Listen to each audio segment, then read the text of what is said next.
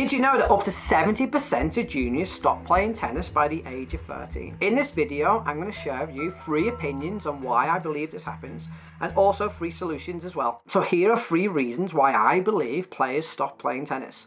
Number 1, overcoaching. The big myth that tennis is a very technical game. If you look at any standard tennis lesson, all you'll witness is a coach being an authority figure, giving out lots of information how to hit the perfect forehand. But the truth of the matter is, tennis is a relatively simple game. All you have to do to win a tennis point is put the ball into a position in which your opponent misses. How you do that is completely up to you. Tennis coaches and tennis players and their parents get bogged down in technical frameworks. Yes, biomechanics are important. It gives us the potential of how the body can move. But the truth of the matter is, tennis is a highly dynamic and variable sport. No 2 tennis balls will ever come to you in the same way.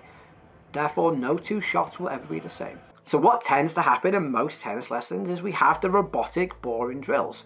A tennis coach will stand one end, they'll feed the ball in and get the player to hit the same shot over and over again. Now, if you have been on this channel before, you'll know that repetition is a waste of time for tennis players. We need variability. We need repetition without repetition. But the transfer of training from these boring, isolated drills into a match is less than 30%. So what tends to happen, tennis players will go and play a match, the skill doesn't transfer, and guess what? The player gets frustrated. Why have I wasted all that money, all that time on tennis lessons if I can't actually play a game? Number 2, too much pressure on ratings and rankings. Why do we have ratings and rankings for under 12 players? There's no evidence to suggest if you are a top tennis player at the age of 12, you're going to be a top tennis player at the age of 21. The issue that we have is human development is completely variable. At the under 12 level, the most important thing is for the players to develop a love of the game. Why do we need to keep score, have ratings and rankings at under 12s? Because we put so much focus on outcome-based activities like tournaments, ratings and rankings. These players become mini professionals. They have a full-time job by the age of 12. And number 3, we forget the kids. Most tennis lessons are pretty much like a military-based session or an educational session. But you have to ask yourself this question. Most children will go to school here in the UK between 9 AM and 3 PM. They'll come to my tennis lesson at 4 PM. The last thing they want is to be told what to do, how to do it, and when to do it. They want a space to explore, a space to have fun. Our sessions should be fun, engaging, and allow the players to explore, like children. We have to stop treating these children like adults. At the end of the day, all the kid wants to do is have fun and explore this great sport that we coach. So there, in my opinion, are 3 reasons why a lot of players leave the game and why junior tennis is broken.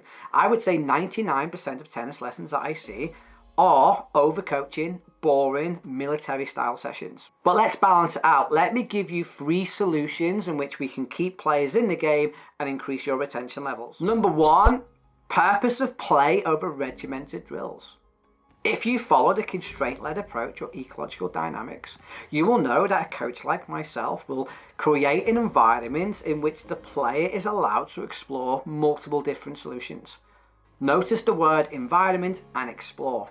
This is not a military drill where there's a one-size-fits-all or a one correct technique. I create environments for my players to solve problems.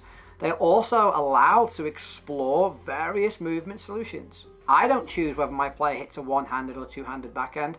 The player has to make that choice themselves. This gives the player autonomy. It also allows the players to be children. Children want to explore. They want to test their physical capacity. They want to try and find solutions to the game that we're playing. And number 2 is repetition without repetition. I talk about this a lot on the channel. Children do not need to repeat the same action over and over again. Tennis is a variable, dynamic sport. Tennis players, children, they need variability. Repetition without repetition is basically having the same outcome but finding multiple ways in which to do it. So rather than hitting forehands cross-court, boring over 50 times, players are allowed multiple different ways to hit the ball cross-court or down the line. I talk about repetition without repetition a lot on this channel. On that note, if you have not yet subscribed, up to 98% of my viewers are not subscribers. Please hit that like button. It really helps the channel out. Pack in the isolated drills, create environments that allow your players to find multiple solutions. And number 3, allow players to self-organize. Now, I'll do a deeper dive on self-organization in a different video, but basically it means the players will find their own movement solutions to the task at hand. They will self-organize their body to find solutions. This sometimes gets a little bit confused with implicit learning, but basically the body will perform its most efficient and effective movement based on the task and the environment in which it's in. More often than not, we try and push technical frameworks onto players that are not suited either for the task, the environment, or the individual themselves.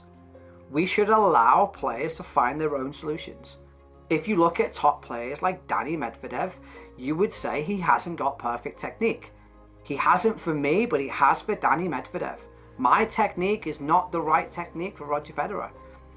We all find our own ways of doing it. Junior tennis really needs to change. With the rise of pickleball and paddle, which more often than not are now happening within our clubs, we have to make sure that we keep juniors within the game. Most juniors, their only experience of tennis is via coaching. If our coaching is boring and not fit for purpose, we will lose them. Until next time, as always, please like, subscribe, share this video far and wide, and until next time, I'll see you soon.